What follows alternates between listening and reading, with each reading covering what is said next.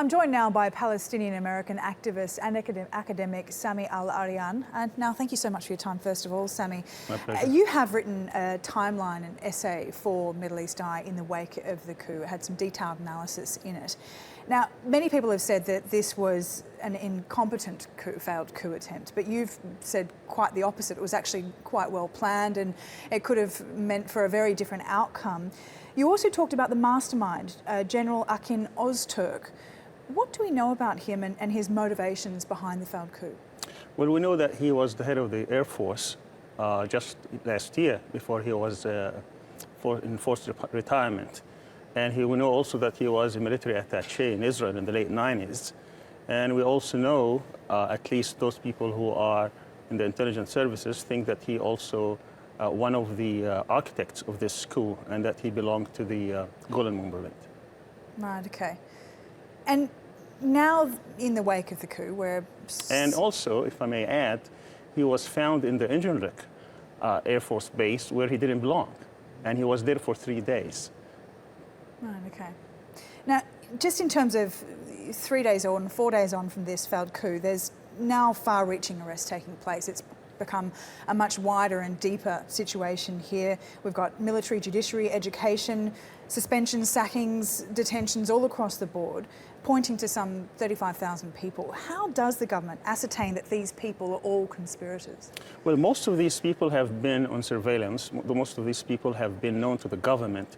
But I want to also add back in 1980, when there was a coup in September of 1980, there were over 650,000 people arrested at the time by the coup plotters.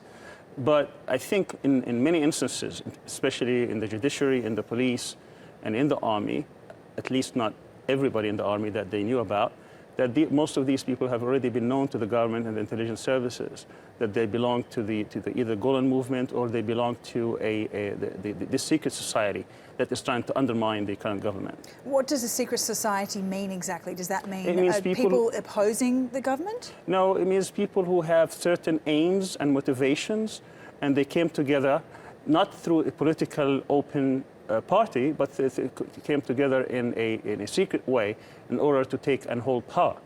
And that's basically the goal of the Golan movement. It does not present itself as a political party, which it has every right to do. It presents itself as a charitable organization, as an education organization, will try to infiltrate the most sensitive parts of government, including the army, the judiciary, the police. About 3 years ago, the government found out that they were wiretapping over 6,000 people throughout the government. And of course, that was totally illegal, but they were able to do that because of their many people that were spread throughout the government. So is there a possibility at all that some of these people could be perhaps anti-government rather than just Gulenists? Rather than just Gulenists? Oh, absolutely. What we have to do is to make sure that investigation takes place and they receive fair trials if they are charged. They may or may not be charged. I mean, there's a lot going on right now, obviously, in the aftermath of a coup.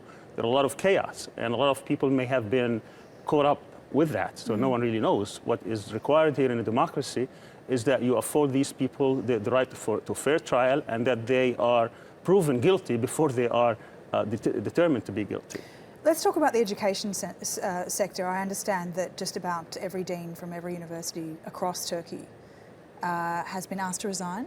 Some I mean, the almost reports, 1,600. Yeah, the reports say that... What is behind this measure? Talk about that. I'm not really sure exactly what the motivation is, but obviously there are a lot of accusations throughout, and they think there is a restructuring taking place right now within the country. Okay. And whether this is going to be a permanent situation or just suspension pending investigations, we really don't know. Just one last question. You say that it's inconceivable that the coup did not have international backers. Any ideas on who these backers might have been? I mean, you can tell from the reaction of the international actors what the initial reaction was. For instance, Israel maintained silence for 15 hours, did not condemn the coup until it was too late, that they knew it had failed. You could see its supporters on social media.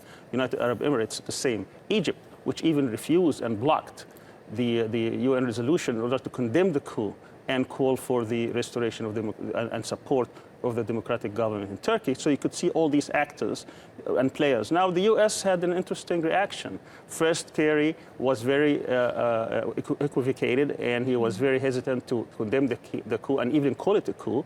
And a few hours later, President Obama issued a statement in the White House, which is very unusual. Usually this comes from the State Department, in which he mentioned in that statement that he and Kerry had discussed the matter and that they are going to now denounce it.